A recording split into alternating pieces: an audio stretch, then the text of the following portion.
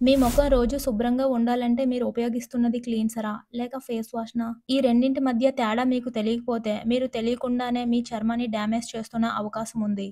ఈరోజు ఈ వీడియోలో మనం తెలుసుకోబోతున్నాం. క్లీన్సర్ మరియు ఫేస్ వాష్ మధ్య ఉన్న తేడా ఏంటి? మీ చర్మానికి ఏది బెస్ట్? మీ చర్మ సమస్యలకు సరైన పరిష్కారం ఏంటి? చివర్లో డెర్మటాలజిస్ట్ అందించిన సూచనలు ఉన్నాయి. మిస్ అవ్వకుండా ఉండాలంటే ఈ వీడియో చివరి వరకు తప్పకుండా చూడండి. క్లీన్సర్ అంటే ఏంటి? క్లీన్సర్ అనేది ఒక మైల్డ్ క్లీనింగ్ ఏజెంట్.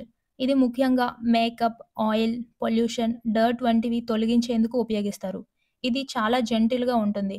ఎక్కువగా డ్రై స్కిన్ ఉన్నవారు లేదా సెన్సిటివ్ స్కిన్ ఉన్నవాళ్ళు క్లీన్సర్స్‌ని ప్రిఫర్ చేస్తారు. క్లీన్సర్‌లో ప్రధానంగా 2 రకాలు ఉంటాయి.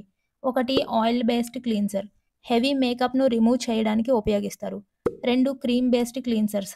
మాయిశ్చరైజింగ్ ఎఫెక్ట్స్‌తో డ్రై స్కిన్‌కి చాలా మంచిది. క్లీన్సర్‌తో చర్మంపై ఉన్న మైల్డ్ ఇంప్యూరిటీస్, ఆయిల్ వగైరా దూరం అవుతాయి. కానీ స్కిన్ యొక్క నేచురల్ ఆయిల్ లెవెల్స్ అలానే ఉంటాయి. ఫేస్ వాష్ అంటే ఏంటి? ఫేస్ వాష్ అంటే రోజు ఉపయోగించే జెల్ లేదా ఫోమ్ రూపంలో ఉండే క్లీనింగ్ ప్రోడక్ట్. ఇది మీ ముఖాన్ని డీప్‌గా శుభ్రం చేస్తుంది. పెరిగిన ఆయిల్ ప్రొడక్షన్, దుమ్ము, బాక్టీరియా వంటివి తొలగించడంలో ఇది చాలా ఎఫెక్టివ్‌గా పనిచేస్తుంది. ఫేస్ వాష్ జనరల్‌గా 4 రకాలు ఉంటాయి. ఒకటి foaming face wash. Oil skin ఉన్నవాళ్ళకి చాలా మంచిగా ఉపయోగపడుతుంది. 2 gel based face wash. Acne prone skin ఉన్నవాళ్ళకి పనిచేస్తుంది. 3 క్రీమ్ బేస్డ్ ఫేస్ వాష్. ఇది డ్రై స్కిన్ ఉన్నవాళ్ళకి ఉపయోగపడుతుంది. 4 exfoliated face wash. Dead skin తొలగించేందుకు కానీ వారానికి 2-3 సార్లు మాత్రమే ఉపయోగించాలి. ఫేస్ వాష్ ఎక్కువగా ఉపయోగిస్తే చర్మం పొడిబారే ప్రమాదం ఉంది. ప్రతి ఒక్కరి చర్మం ఒకలా ఉండదు. అందుకే క్లీన్సర్స్ లేదా ఫేస్ వాష్ ఎంచుకునే ముందు మీ స్కిన్ టైప్‌ని అర్థం చేసుకోవడం చాలా ముఖ్యం. ఉదాహరణకు మీరు డ్రై స్కిన్ ఉన్నవారైతే మీ ముఖంపై ఆయిల్ లెవెల్స్ తక్కువగా ఉంటాయి. కాబట్టి హార్ష్ ఫేస్ వాష్ వాడితే ముఖం ఇంకా పొడిబారిపోతుంది. అటువంటి వారికి క్రీమ్ బేస్డ్ క్లీన్సర్స్ చాలా మంచిది. ఇది ముఖానికి మైల్డ్‌గా శుభ్రం చేస్తూ మాయిశ్చరైజింగ్ లక్షణాలు కూడా కలిగిస్తుంది. అదే మీరు ఆయిలీ స్కిన్ ఉన్నవారైతే రోజులో 2 సార్లు ఫోమింగ్ ఫేస్ వాష్ వాడడం వల్ల చర్మం లోపల నిలిచిపోయిన ఆయిల్, ధూళి, కాలుష్యం సరిగ్గా బయటకు వస్తాయి. మీరు కన్‌ఫ్యూజన్‌లో ఉన్నట్టయితే ఉదయం ఫేస్ వాష్ వాడండి. రాత్రి క్లీన్సర్స్‌ని వాడి చూడండి. కొన్ని రోజుల తర్వాత మీ చర్మం ఏ దాంతో కంఫర్ట్‌గా ఉంటుందో దాన్ని కంటిన్యూ చేయండి. సెన్సిటివ్ స్కిన్ ఉన్నవాళ్ళకి mild, fragrance free, alcohol free ప్రొడక్ట్స్‌ని వాడమని ఎక్స్‌పర్ట్స్ చెప్తున్నారు. అంతేకాకుండా ఎలాంటి ప్రొడక్ట్స్ అయినా వాడే ముందు చిన్నగా టెస్టింగ్ చేయడం చాలా మంచిది. Problems related to cleansers and face wash. Problem number 1. Face wash వాడిన తర్వాత ముఖం పొడిగా మారిపోతుంది.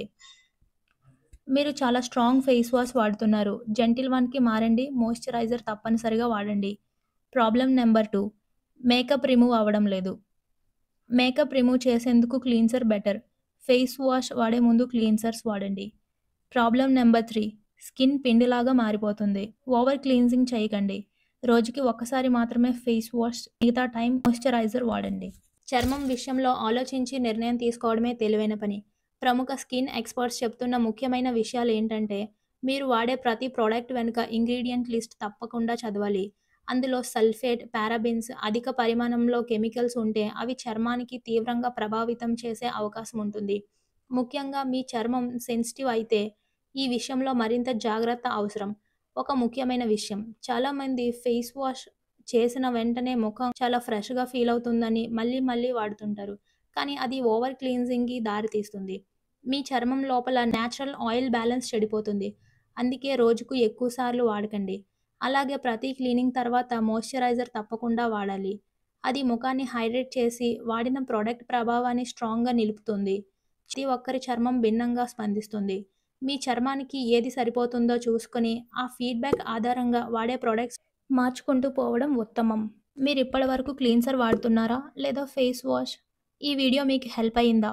మీ చర్మం గురించి ఇంకేమైనా డౌట్స్ ఉన్నాయా? కామెంట్స్‌లో అడగండి. లైక్, షేర్, సబ్స్క్రైబ్ చేయండి.